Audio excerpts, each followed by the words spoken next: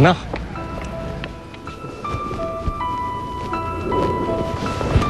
Miss na miss na namin kayo ni Mami. Buti naman dinalaw niyo ako. Miss na miss din kita, anak. Ano bang ginagawa niyo dito? Kukumbinsihin sana kita na sumama na sa akin. Kasi baka nahahawa ka na sa kabaliwan ng mami mo eh. Gusto niyo iwan ko si Mami? Hindi naman siya baliw eh. Tama lang na magalit siya kay Zenny. Kita mo na, tama nga ako, anak. Pati yung galit ng mami mo, nakukuha mo na eh. Makikiusap ako sa'yo. Sumama ka na sa akin. Why? Sa akin ka na tumira. Why, Dad? Did Zenny put you up to this? Bakit sa'yo lang ang tawag mo sa kanya? Anak, nanay mo siya. No.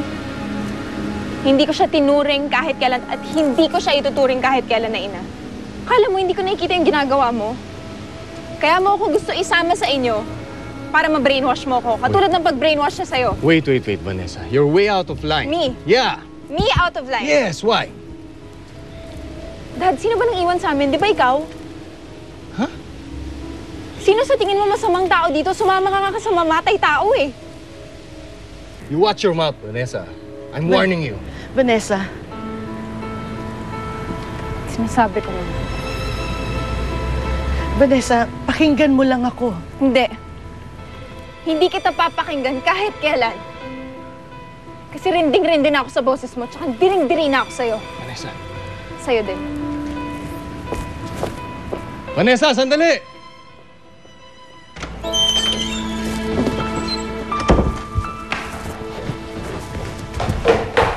Oh, Lira, halika. Mainit pa yung pandesal, oh. Aalis lang ho ako. Oy, oy, oy, oy! Sandali lang, sandali lang. Ano ka ba? Nagmamadali ka't ang init ng ulo mo. Ninang, alam mo ba yung ginawa ni Vanessa kay Inay? Pinagsasampal niya daw si Inay. Ha? Oo. Pumunta daw si Inay sa bahay nila na hindi ko naman alam kung bakit. At wala rin siyang nababanggit sa akin. Pero Ninang, kung ano man yung dahilan, wala siyang karapatang manakit. Oo nga, alam na natin yan. Pero kilala mo rin naman ang ugali ng babaeng yon. Hayaan mo na lang. Hindi eh. Tingnan Ninang, sumusobra na sila eh. Tingnan mo yung sarili mo, oh, galit na galit ka. Alam mo, makakasama yan para sa'yo. Alam mo, mupo ka dyan, sige na. Hindi, Mainit Nina. pa ito, ipaghahanda ko to. Kuha ko na masarap. Sumusobra na si Vanessa. Sumusobra na siya. Hindi, alika dito. Umupo ka muna Basta, dito. alis ako. At... Lira! Hoy! Lira! Sinubukan na natin si Annie, pero mukhang ayaw niya talaga. Ano pa bang pwede kong gawin, Leo? Ayoko mawala sa akin ang anak ko. Siguro mas makakabuti kung bigyan mo na muna siya ng sapat na panahon para makapag-isip. Panahon? Leo, matagal na panahon ang inantay ko para makilala ang anak ko. At hindi ko na palalagpasin ang sandaling ito. Gusto ko siyang makasama. Ayoko na magkahiwalay kami ulit. Oo nga, naiintindihan kita, Senny, pero ano pa bang gagawin mo? Ipagpipilitan mo yung sarili mo. Alam mo, kung ganun ang gagawin mo, Senny, masasaktan ka lang. Hindi ko alam kung anong gagawin ko. Pero wala na akong pakialam. Ang alam ko lang gagawin ko ang lahat, bubuuin ko ang pamilya ko. Wala na akong pakialam kung masaktan man ako. Kasi tama lang na masaktan ako dahil sa kasalanan ginawa ko sa kanya. Senny, kung kapatawaran lang naman yung hinihingi mo sa kanya, kasi siguro ko naman darating din yun eh.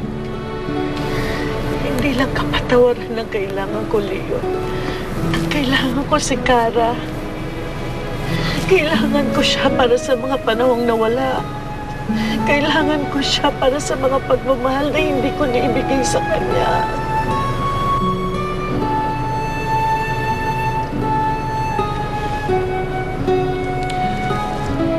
Alam mo, Senny, ang masaklap kasi niyan,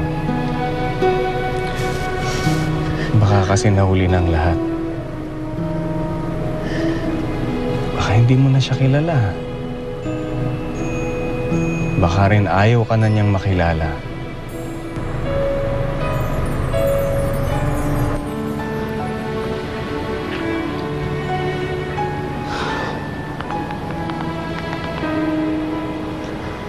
Hello? Hello, Becky. Mars, natakasan ako ni Lira. Saan daw siya pupunta? Nalaman niya kasi yung ginawa sa'yo ni Vanessa eh. Puntahan niya doon at susugurin niya.